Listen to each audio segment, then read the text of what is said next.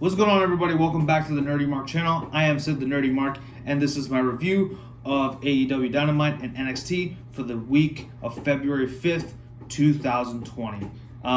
So I'm going to continue. This is another one of the videos where I kind of do like a raw footage kind of recording because, again, things just got a little hectic this week, which is why I'm drinking my lemon ginger tea. It's good for you, probiotics, all that good stuff. I will still try to edit this one, but if it's a little funky, you'll kind of know why, because I'm trying a new technique. But anyway, I thought we would kind of just dive right in. But before that, I did want to mention that I have an anime review coming out again this weekend, so be on the lookout for that. This one I'm really excited for. I think it's going to be an anime that you guys will recognize. It is an older one, but I think you'll recognize it, so I'm very excited for that. Also, I wanted to congratulate real quick Killer Kross and Timothy Thatcher for being signed on to WWE. Both of them, are wearing their Performance Center T-shirts. I don't know if they'll be, in the crowd at Portland, but we'll see. That remains to be seen. I want to, of course, Scarlett Bordeaux is the girlfriend of Killer Kross. She recently signed on to NXT, so I think it's only natural that he went over there, probably among other things. Timothy Thatcher, he obviously was part of Ringkampf, which was the original Imperium, if you will. It was led by Walter before, of course, he came down to NXT UK. I would not be surprised if Timothy Thatcher goes down to NXT UK and aligns himself with Imperium right off the off.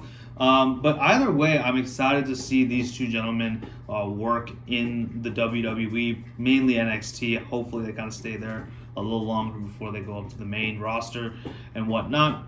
Some dream matches really quick. Honestly, those two against each other would be a good match. Kross versus Thatcher would be great. I think Killer Kross versus Damian Priest, Killer Kross versus Dijakovic, Killer Kross versus Keith Lee, Killer Kross versus Walter. Hell, I want to see that match. Killer Kross versus Tommaso Ciampa would be awesome too. Timothy Thatcher, kind of some of the same people I wanted to wrestle. Maybe Timothy Thatcher versus either of the Coffey brothers, anybody from honestly, all four members. Is it 3 or 4 members? I don't know. I think 3 members in Gallus. I'd love to see Thatcher versus Ilya Dragunov, Thatcher versus Finn Balor. All great matches. I would love to see those. But anyway, congratulations to Thatcher and Kross. But for now, let's dive right into this week's flagship shows. And we start, as usual, with AEW Dynamite. So let's get into it. I'm going to go into my notes. So, the first match we did have is Jon Moxley taking on Ortiz of Proud and Powerful and, by association, the Inner Circle, obviously. This was actually a really good match. I enjoyed this quite a bit. We had Jericho and Sammy Guevara on commentary. We had Santana with a distraction early on, but Mox did, retaliate with the clothesline. Enziguri and DDT by Ortiz. That looked really, really awesome. Like, Ortiz, for all the comical, goofy shit that he does in the ring, he is an amazing athlete. So, let him do all the crazy stuff that he wants. Just more of this, honestly. Ortiz does get the advantage on the outside. Then Tiger Claws to Mox, followed by a chokehold. And while he rubs on Moxley's eye patch, because, his eye's still affected.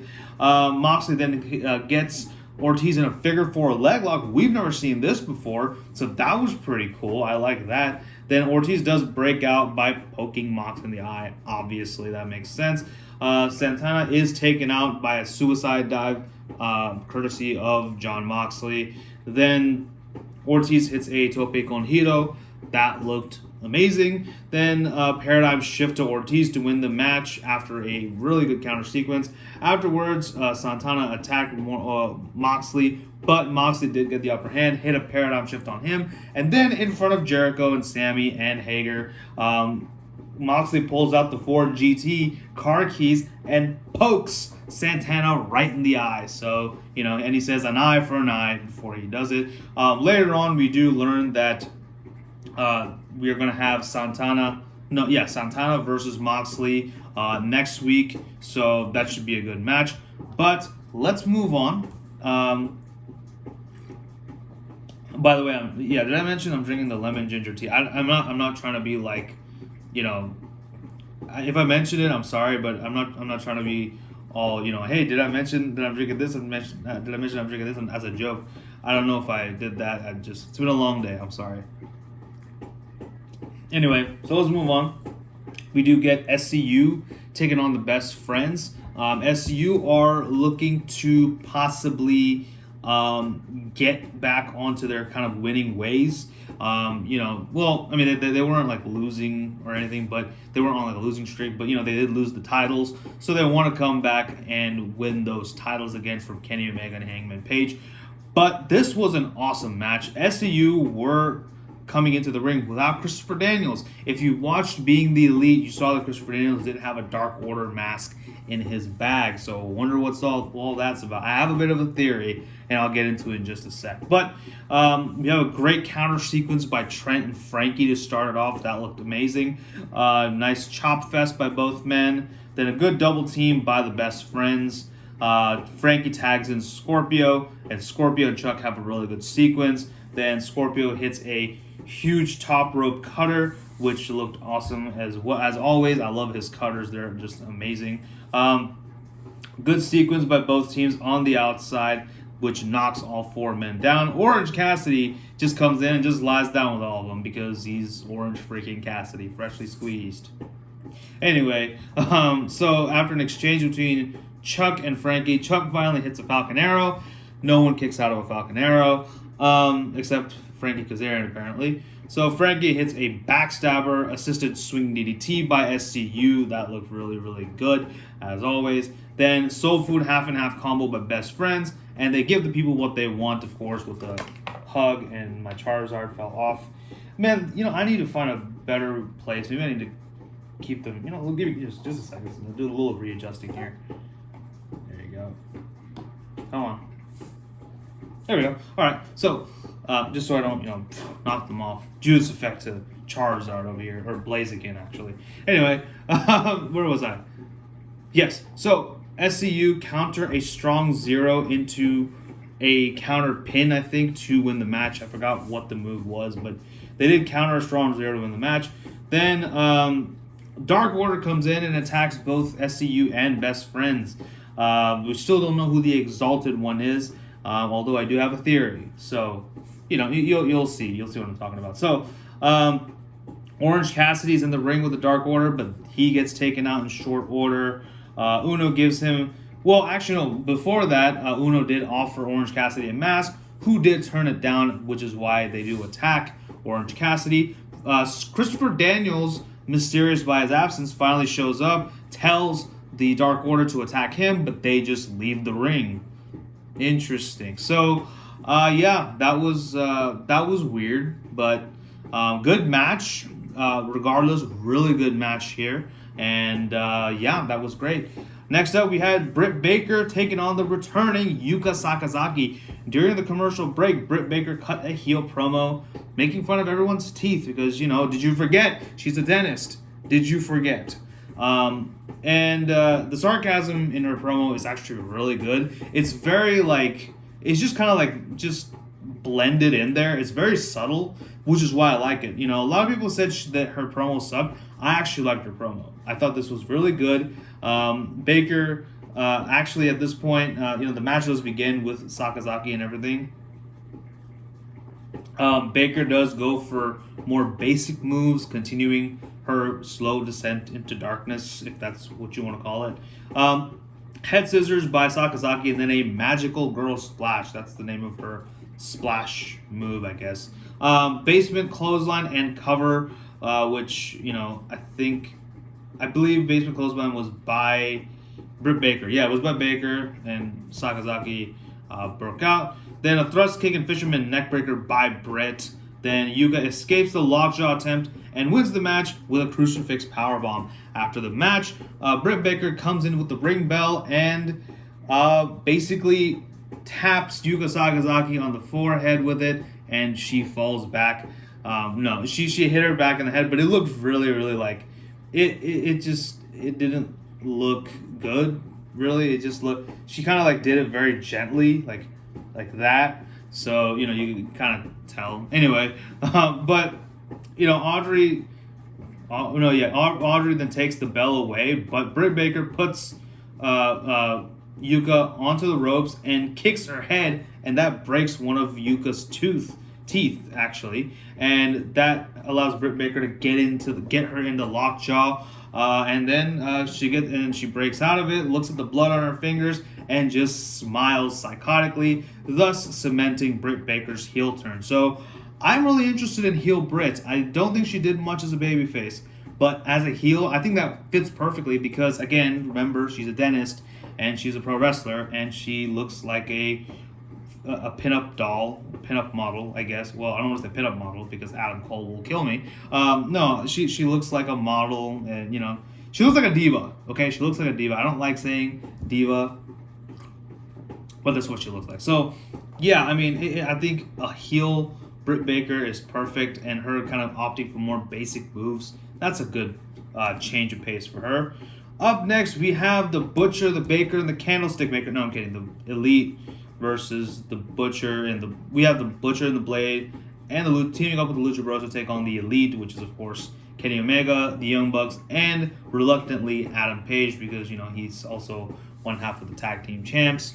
Hangman and Blade started off, and Page does get the advantage. Kenny tags in, and they hit a sequence of kicks, topped by a Katana Crusher by Kenny Omega, which looked great. Both Bucks in the ring take out the opposition. Kenny and the Bucks then hit triple drop kicks and suicides onto their opponents, while Adam Page is literally could give less of a damn about this because he doesn't want anything to do with the Bucks anymore. That's just his. That's been his story throughout. So, Hangman... Oh, yeah, that's what I said. Heels then get the advantage with Blade attacking Nick viciously. Then Matt rags in and hits a suplex... Oh, yeah. Yeah, the Matt retaliates. Yeah, Matt then hits a suplex city onto the Lucha Bros. Literally just a bunch of Germans to everybody. A la Brock Lesnar, so suplex city. Then Pentagon hit a backstabber to Kenny, which looked awesome, as always. Hangman Page finally tags in and does some cowboy shit, which basically means he just flattens all four other guys. So that was really, really good.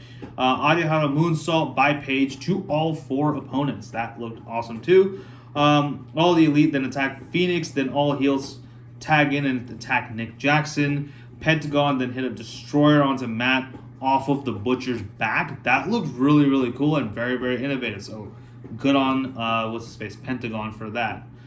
Kenny then comes in, Snapdragon City by Kenny Omega to everybody. Then Bucks hit an assisted slice of bread. They try for a super kick, but Hangman does tag in and completely misses a buckshot to Butcher. This allows the Lucha Bros to hit a Lucha Driver to Hangman and win the match. Afterwards, Tony Schiavone is interviewing Kenny, but on the Titantron once again appears Pac, and this time he's with poor little Riho. She's only the AEW Women's Champion, but he says, "Kenny, will you give me my match, Kenny?" And Kenny is like, "Yes, I will finally give you your match." And then he looks at Riho, Pac does, and he says, "Do you think I would hurt a woman? I may be a bastard, but I'm no beast." But she is. Out comes Nyla Rose from the back and power bombs the shit out of Riho. That looked awesome, and she licks her fingers and puts it on the camera. Gross. But yeah, we are getting Nyla Rose versus Riho for the AEW Women's title. That should be a good match. And we are getting Pac versus Kenny Omega in Atlanta. No, in about 3 weeks. It's going to be a 30-minute Iron Man match. I would let these two go the whole 30 minutes, honest to God. Because that's a match I really want to... Because that's going to be a really good match. I do hope Kenny wins this so that he can go on to feud with Adam Page. Inevitably after they lose the tag team titles at Revolution. That's my early prediction. But we shall see. Then there's a Darby Allin promo in which he burns a cutout of Chris Jericho and Sammy Guevara. And he implies that he wants a match with Sammy Guevara. That should be a freaking awesome match. I hope it happens next week. Anyway... We then get Kip Sabian versus the bad boy, super bad Kip Sabian versus the bad boy Joey Janella. Hashtag Janella is God. Joey then goes to town on Sabian. Kip beats on Joey and mocks Janella. Does his thing where he has his hands like this and his the thing where he just spins around and like this. You know what I mean. Anyway, then Janella no-sells a kick to the back and delivers one of his own, which Kip no-sells as well. Rest hold by Kip.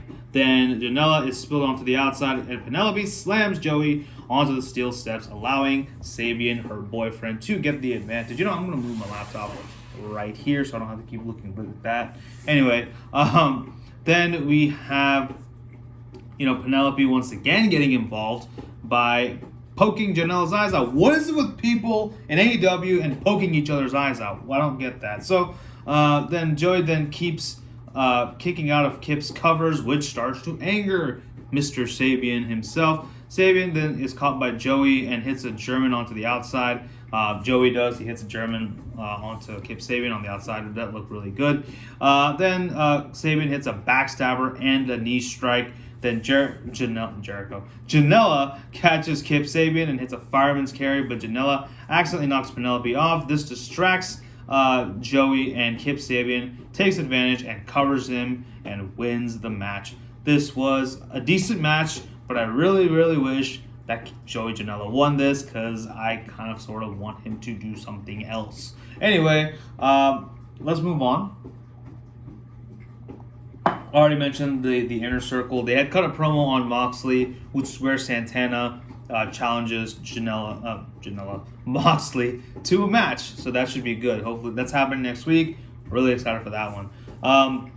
Then Dark Order give a promo in the style of an over-the-counter heartburn medicine. So that was really cool. Now, there was a text that said on the bottom, it said the Exalted One is coming.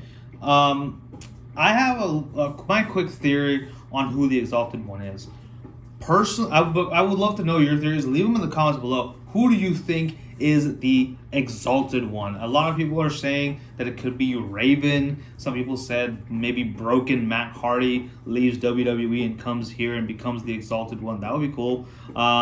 Someone even mentioned maybe Sting, which probably won't happen, but I would literally crap my pants if that did. Well, not literally. That's gross, but no, I'd be happy. I'd be happy. Anyway, but me personally, just from everything that happened today and the whole BTE thing, I actually think the Exalted One, now this may be far-fetched, but I think it's Christopher Daniels. First of all, he has the Dark Order mask. Second of all, he is... They didn't really attack Christopher Daniels when he came into the ring. So maybe, he's kind of leading the charge from behind. Who knows? Though they did try to recruit him, but then again, that could totally be something that he set up. He can, just be like, yeah, that was me putting on a show, Who knows? I could totally see that happening. Again, I know it's pretty far-fetched, but that would be really interesting. I do think it could be Christopher Daniels.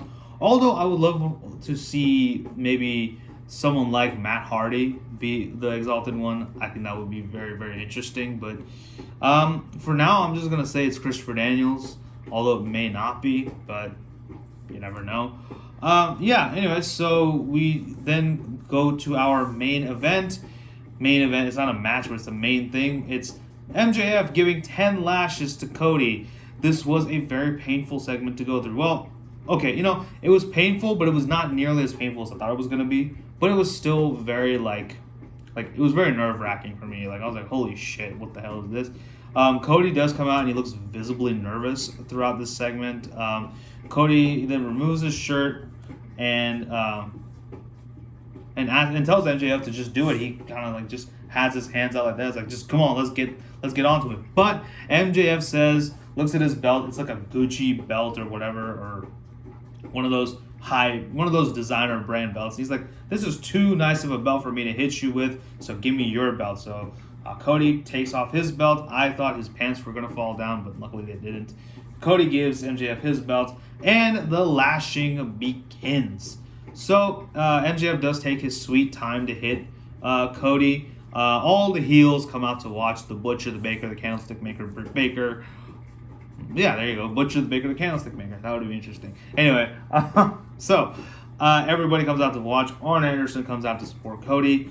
Excuse me. Then I think about 5 or 6 lashes in, Dustin comes out and he tells MJF that he'll do the rest. MJF refuses. He says, no, it has to be Cody. You better sit out and just watch like everybody else. Bucks then come offer support. Wardlow gets a lash in on Cody. There's 2 more lashes left. Wardlow gets one of them on, and Cody falls to the ground. Brandy Rhodes shows up, and surprise, she's not possessed by a voodoo doll, or by Awesome Kong for that matter.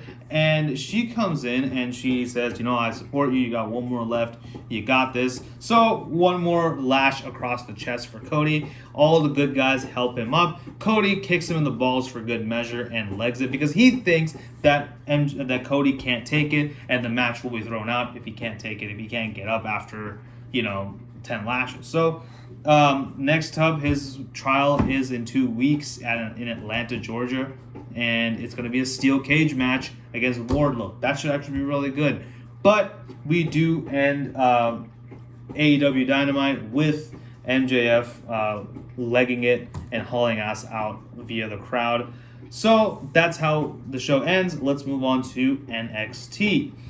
NXT begins with the Broserweights opening up the show. They come out in a custom golf cart with the trophy on top, and it's dubbed the Broserweight Mobile, which is awesome. I love this chemistry between Matt Riddle and Pete Dunne. It's great. This segment was good, and it's actually kind of had me laughing a little bit. Dunne's expressions are priceless, so that was cool.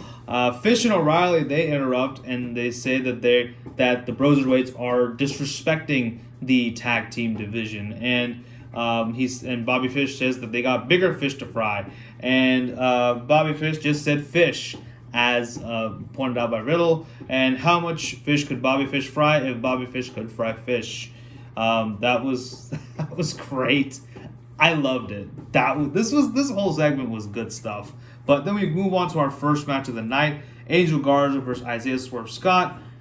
Absolute banger of a match. Go watch it if you didn't already. Garza blames Scott for losing his title at Worlds Collide. So, there's the whole tension there. But amazing counter sequence and chain wrestling to start things off. Then both men on the ropes, and Scott delivers a Hurricane Rana. Garza hits Scott on the head as Scott tries to attack him from the outside. Then Garza rips his pants and throws them at Scott and hits a super kick, capitalizing on the distraction due to pants. German suplex flatliner combo by Scott, which always looks awesome.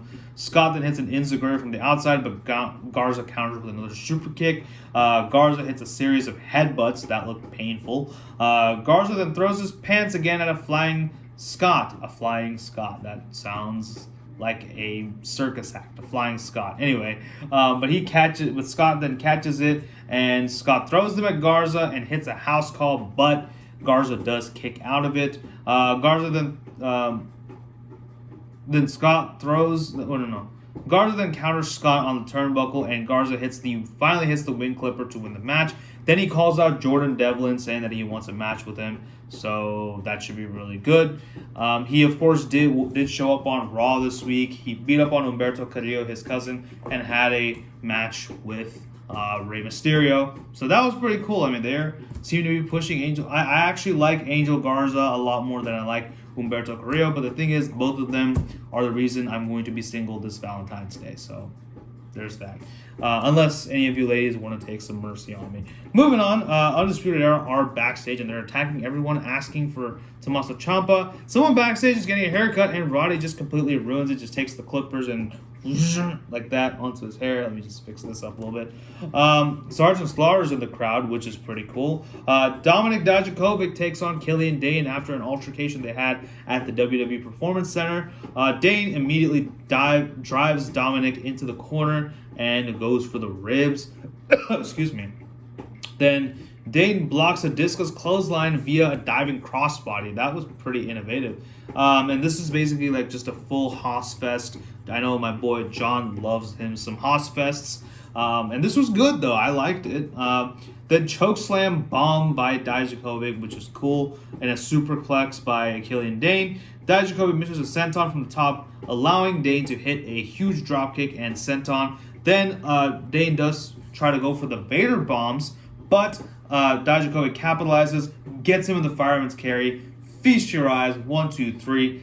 Dominik Dijakovic wins this match. Afterwards, Keith Lee basically comes out to congratulate him on his victory and says that he has talked to Regal, and we are getting Keith Lee versus Dominik Dijakovic for the North American title at NXT TakeOver Portland. This is going to be an awesome match. Then, Undisputed Era continue their search for Tommaso Ciampa. They beat up Kushida when he doesn't answer and beat up on Bronson. Excuse me. Oh, Jesus. Then they beat up on Bronson Reed when he doesn't answer. So they continue their search. We then get a Finn Balor, Johnny Gargano kind of split screen interview. And unlike the ones that we get at Raw and SmackDown, this one was actually very, very good. Basically, Gargano makes it a point to say that he doesn't want he doesn't want main roster Balor, who kept on getting his ass kicked by Bobby Lashley and many other giant men, because Finn Balor is someone that is completely hated by Vince McMahon, apparently. And how dare Finn Balor challenge Brock Lesnar for the Universal title, right? The title he never lost. Anyway, but he says Gargano wants NXT Balor. Personally, I would like a New Japan Balor. That's just me. But NXT Balor works as well, because NXT Balor was awesome. I hope this means we see the Demon at TakeOver Portland. That would be so awesome. I would completely lose my mind. Anyway, then we get Mercedes Martinez versus Casey Catanzaro. Pretty short affair, really. Spine buster by Martinez. Then Casey escapes a delayed suplex, hits a dropkick and head scissors. Then Casey counters a powerbomb attempt into a Hurricane Rana, which looked awesome. Mercedes uses heel tactics on the outside to Casey, then Fisherman Buster to Casey Catanzaro by Martinez, and she wins the match, so, looking dominant on her first opponent.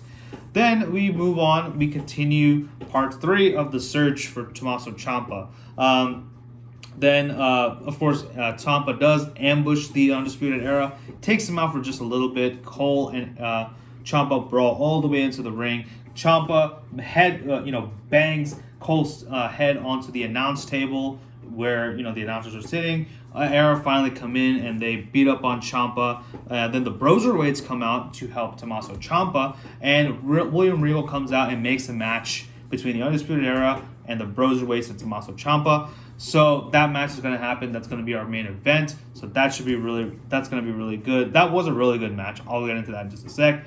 We then have the NXT Cruiserweight Champion Jordan Devlin taking on Tyler Breeze. Breeze got rid of it's Tyler, that whole intro, so that's a little disheartening, but that's okay. Devlin doesn't let Breeze do his intro. He just it just comes in and hits a basement dropkick when Breeze is doing the whole lying down and doing this whole thing. Excuse me. Then Tyler drops elbows onto the left leg of Devlin and continues to work that leg, which was pretty cool. We're actually seeing a very much more aggressive side of Tyler Breeze, a much more focused side. Could this be either a heel turn or a gimmick change? I wonder. That's kind of interesting there. Then an elevated backbreaker by Devlin to Breeze. Knife edge chops and a dropkick by Tyler Breeze. Then Devlin hits a PK from the apron, and then an Arihara moonsault on the outside to Tyler Breeze. That was freaking awesome. Both men make it in to the ring because it was onto the outside by the count of 9. That was cool. Devlin then hit a Uranagi standing moonsault combo. Breeze reverses a crossbody and into a pinfall attempt. Very, very innovative by Breeze. Well, not very, very, but just Really cool stuff by Breeze. Then Devlin hits the standing Spanish fly. I always am a sucker for those.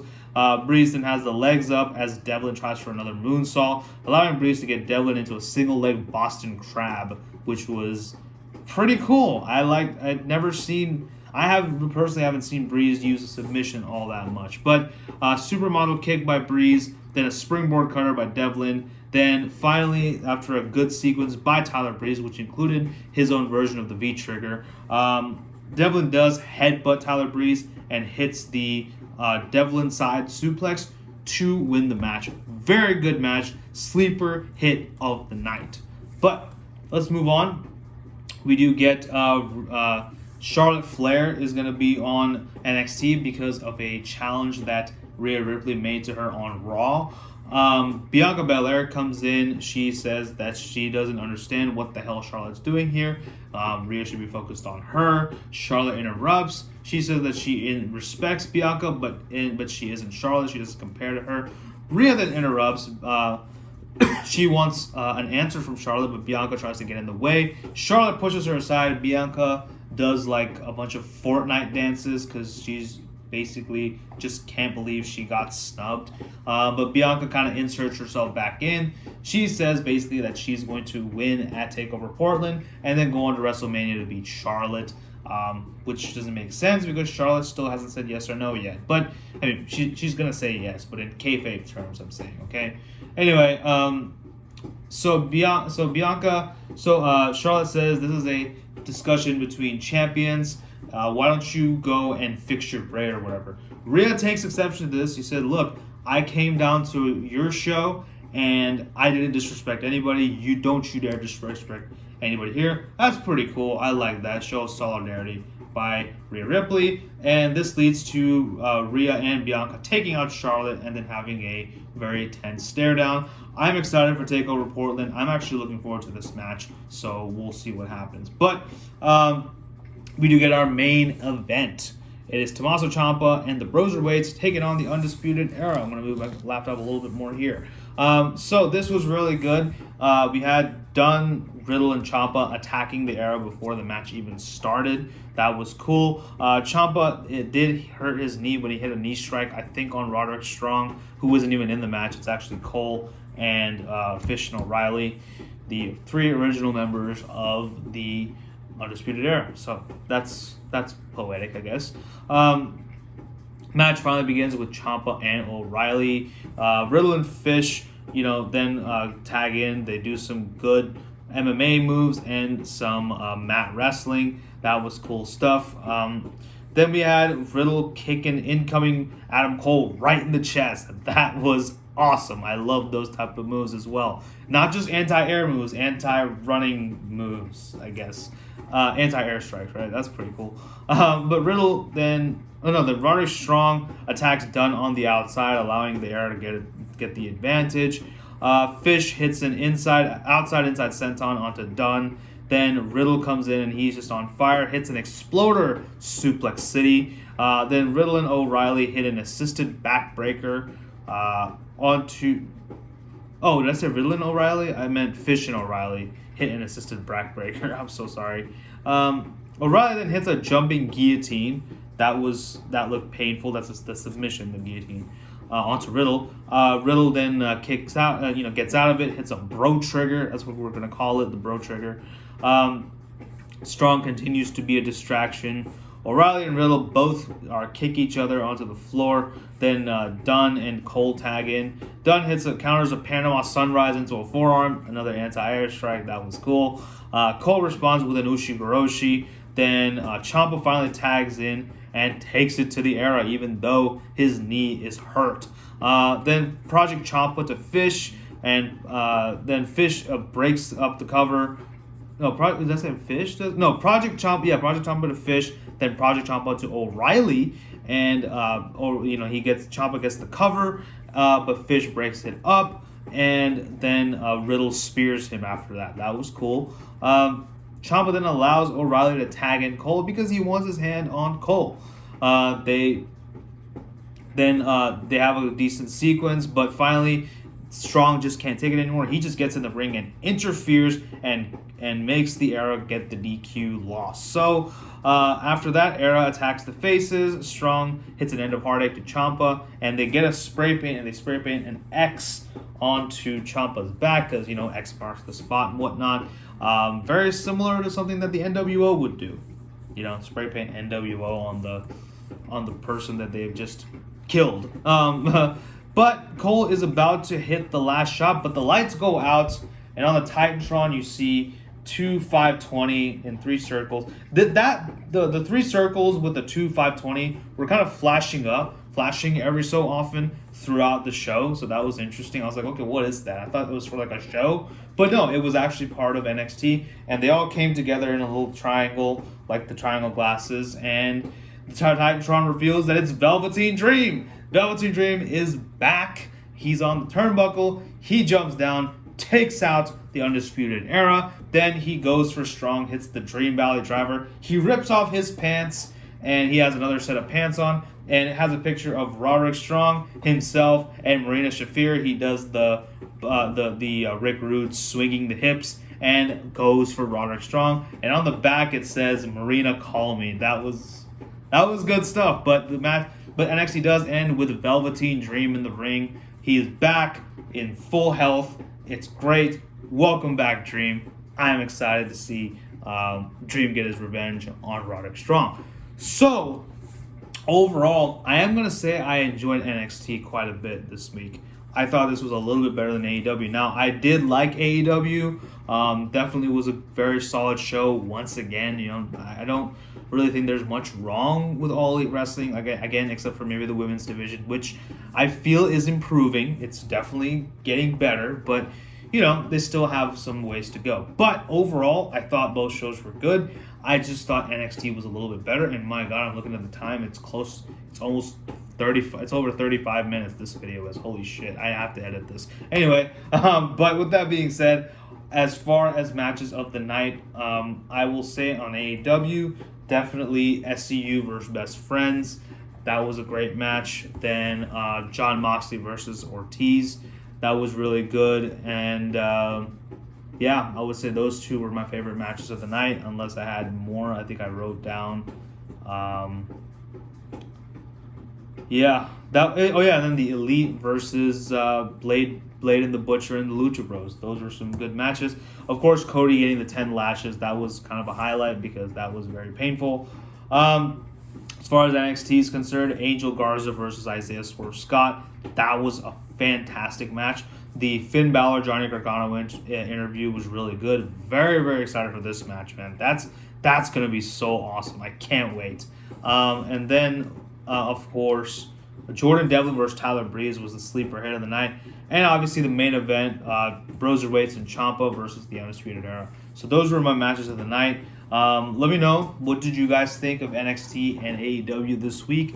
Let me know in the comment section below. And as always, don't forget to like, share, and subscribe. Follow me on social media. And tell your friends about the Nerdy Mark. I want to thank you guys so much for all the support and whatnot. But until then, this is Sid signing off. You guys take care. Bye-bye.